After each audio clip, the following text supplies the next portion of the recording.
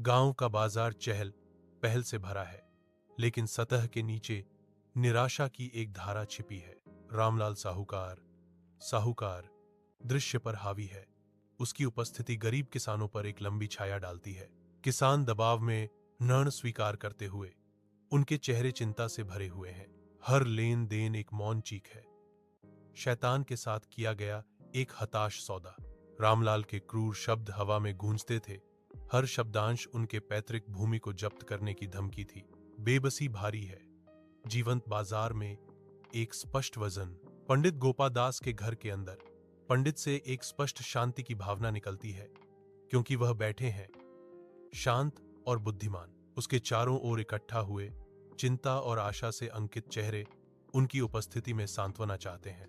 उनकी आंखें ज्ञान और सहानुभूति के सरोवर उन लोगों के बोझ और लालसा को दर्शाते हैं जो उनकी सलाह चाहते हैं। वह ध्यान से सुनता है, प्रत्येक शब्द और हाव भाव को विचारशील विचार के साथ मापा जाता है। कोमल हाथों और शांत शब्दों से वह मार्गदर्शन प्रदान करता है, उनके परेशान जीवन में शांति का प्रतीक। उससे गहरी समझ आती है, जिससे उनकी चिंताएं कम होती हैं और आगे का रास्ता रोशन होता है। रामलाल पंडित के घर के पास जाता है। उसका चेहरा उम्मीद और आशंका के मिश्रण से बना है। वह पंडित को गहरी श्रद्धा से नमस्कार करता है।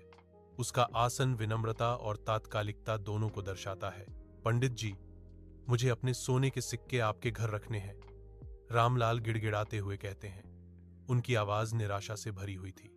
जब मैं वापस आऊंगा तो कृपया मुझे वही बर्तन लौटा देना। पंडित की आंखें लालच से चमकती हैं, जो परोपकार के आवरण के नीचे छिपी हुई हैं। बेशक रामलाल, वह आश्वासन देता है। उसकी आवाज झूठी ईमानदारी से टपक रही है।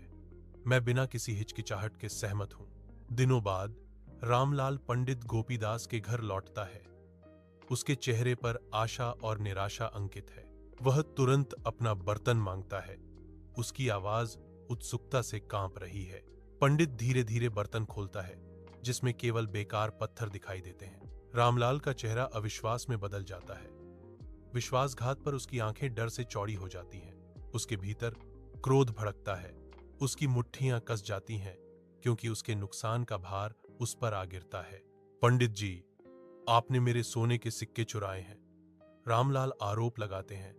उनकी आवाज क्रोध और विश्वासघात से भरी हुई है। रामलाल और पंडित शाही दरबार में प्रवेश करते हैं। उनके विवाद का भार हवा में भारी है। रामलाल तुरंत पंडित की ओर इशारा करते हैं, राजा के सामने अपनी शिकायत शुरू करते हुए। पंडित राजा के सामने झुकता है।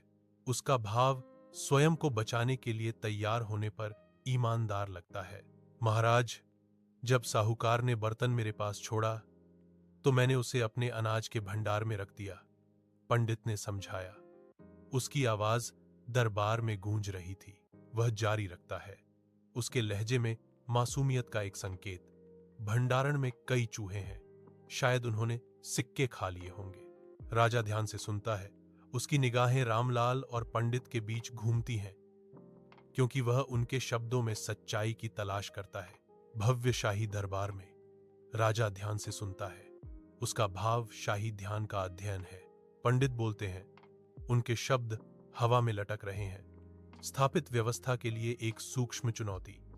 महाराज, अगर चूहे सोना नहीं खा सकते तो शायद जिस दिन साहूकार की बिल्ली मेरे घर से गायब हो गई, उसने खा लिया होगा। रामलाल हिलता है।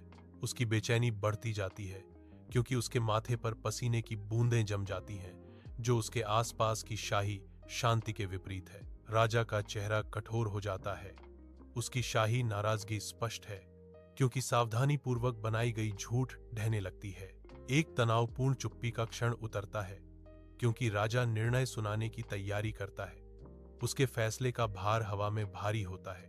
राजा, उसकी आवाज अधिकार से गूंजती हुई, पंडित की बुद्धिमत्ता की प्रशंसा करता है। उसकी अंतर्दृष्टि दरबार में चमक रही है।